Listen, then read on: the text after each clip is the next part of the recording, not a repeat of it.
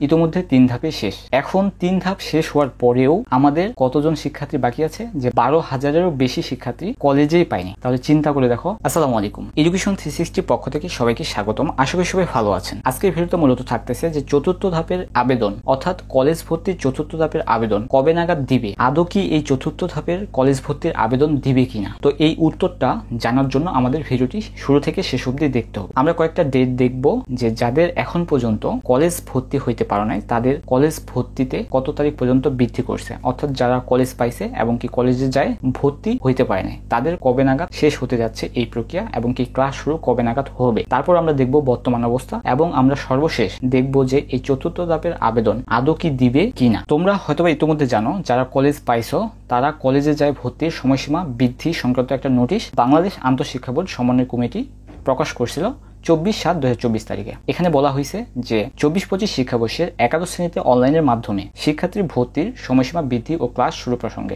কত থেকে কত 28/7/2024 তারিখ থেকে 1/8/2024 তারিখ পর্যন্ত বৃদ্ধি করা হলো। তো বিষয়টা বুঝতে পারছো কি যে 28 থেকে 1 তারিখের ভিতর এই ভর্তির সময়সীমা বৃদ্ধি করছে। এটা ছিল 24 তারিখের নিউজ, কিন্তু রিসেন্টলি আরো একটা নিউজ প্রকাশ করছে বাংলাদেশ আন্তঃশিক্ষা বোর্ড সমন্বয় কমিটি। এখানে তারা কি বলছে, ওই একই নোটিশ জাস্ট খালি সময়টা বৃদ্ধি করছে যে 5/8/2024 তারিখ পর্যন্ত পুনরায় বৃদ্ধি করা হলো। তো এখন যারা কলেজ পাইছে তাদের কলেজে যায় ভর্তির সময় কিন্তু 5/8/2024 তারিখ পুনরায় বৃদ্ধি করা হলো, কিন্তু এখানে ক্লাস শুরুর কথা এখনো পর্যন্ত জানানো হয়নি। কিন্তু এই নিউজে ক্লাস শুরুর কথা ছিল 6/8/2024 তারিখ মঙ্গলবার, কিন্তু এই নিউজে কিন্তু ক্লাস শুরুর কথা বলা হয়নি। কিন্তু আজকের ভিডিওর মূল টপিকস হচ্ছে আমাদের চতুর্থ পর্যায়ের আবেদন দিবে কি না। একটা বিষয় চিন্তা করো, আগে কিন্তু এই কলেজ ভর্তির সময়সীমা যত তারিখ পর্যন্ত দেওয়া আছে এই তারিখের ভিতর এই ভর্তিগুলা সম্পূর্ণ করবে, তারপরে কি যে ক্লাস শুরু করবে। ঠিক আছে, এখন মূলত আমরা দেখবো যে বর্তমান অবস্থা কি। তো আজকের নিউজে বর্তমান অবস্থা হচ্ছে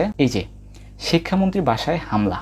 তো বিষয়টা বুঝতে পারছো, চতুর্থ পর্যায়ের আবেদন আমাদের দিবে কিনা এ নিয়ে কিন্তু এখনো পর্যন্ত সিদ্ধান্ত তারা মাথায় আনতে পারেনি। আর তোমরা এটাও জানো যে বর্তমান অবস্থায় যারা এইচএসসি ছোট ভাই এবং বোন আছে তাদের কিন্তু এইচএসসি পরীক্ষা চলমান ছিল 18 জুলাই থেকে। তাদের পরীক্ষা প্রথম স্থগিত করে এবং একই সাথে 21, 23 এবং 25 সব পরীক্ষা স্থগিত করে দেয় এবং আরো এক ধাপে 28 থেকে 1 তারিখ পর্যন্ত এই পরীক্ষা সম্পূর্ণ স্থগিত করে দেয়। পরীক্ষা শুরু হওয়ার কথা ছিল কত তারিখ? 4 আগস্ট, কিন্তু তারা কি করলো যে 1 থেকে 11 তারিখ পর্যন্ত সকল পরীক্ষা স্থগিত করে 11 তারিখে নতুন স্থগিত হওয়া পরীক্ষাগুলোর রুটিন প্রকাশ করলো। এখন দেখো ইত্যাদি সকল কিছু মাঝে আমাদের কিন্তু এই চতুর্থ ধাপের অ্যাপ্লাইয়ের ডেট দিবে কিনা এটা কিন্তু তারা মাথায় এখন পর্যন্ত নেয় নাই।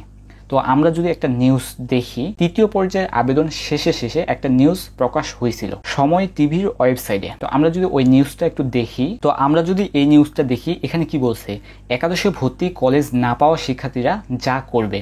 এই নিউজটা কত তারিখের? যে এই যে 13 জুলাই 2024 তারিখের। 13 জুলাই অর্থাৎ তৃতীয় ধাপের আবেদন শেষ হওয়ার পরপরই কিন্তু এই নোটিশ প্রকাশ করে। এখানে বিস্তারিত কি বলছে যে একাদশ শ্রেণীতে ভর্তির শেষ ধাপের ফল প্রকাশ করা হয়েছে 12 জুলাই রাতে।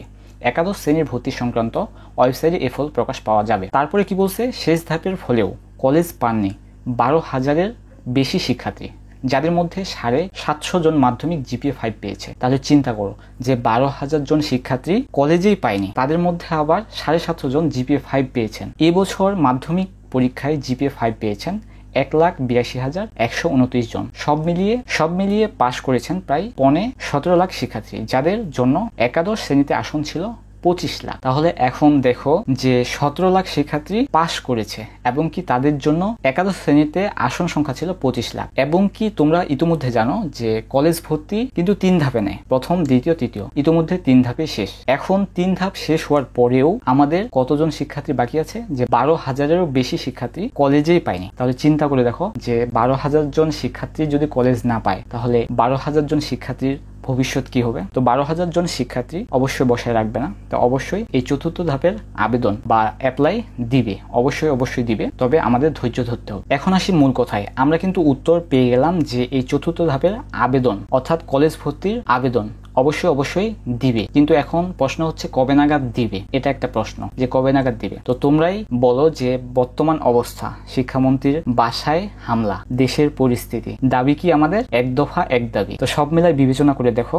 যে এই চতুর্থ ধাপের আবেদন কবে নাগাদ দিতে পারে তোমার আইডিয়া। তো অবশ্যই একটু লেট হবে, তোমাদের ধৈর্য ধরতে হবে। একদিকে চলতেছে এইচএসসি পরীক্ষা, একদিকে তোমাদের এই চতুর্থ ধাপের কথা এখন পর্যন্ত মাথায় তারা নেয়নি, এবং কি শিক্ষামন্ত্রীর বাসায় আজকের নিউজে হামলা। তো বিষয়টা সবকিছু মিলাই দেখো যে একটু দেরি হবে। তো আশা করি বিষয়টা বুঝতে পারছো যে আজকের উত্তর কিন্তু পেয়ে গেছো যে চতুর্থ ধাপের আবেদন অবশ্যই অবশ্যই দিবে, এবং কি আমাদের ধৈর্য ধরতে হবে। তো অবশ্যই অবশ্যই আপডেটের সাথে থাকবা, এবং কি যদি ভিডিও ভালো লেগে থাকে অবশ্যই চ্যানেলের সাথে থাকার চেষ্টা করবা। ধন্যবাদ, দেখা হচ্ছে নতুন কোনো আপডেটের সাথে।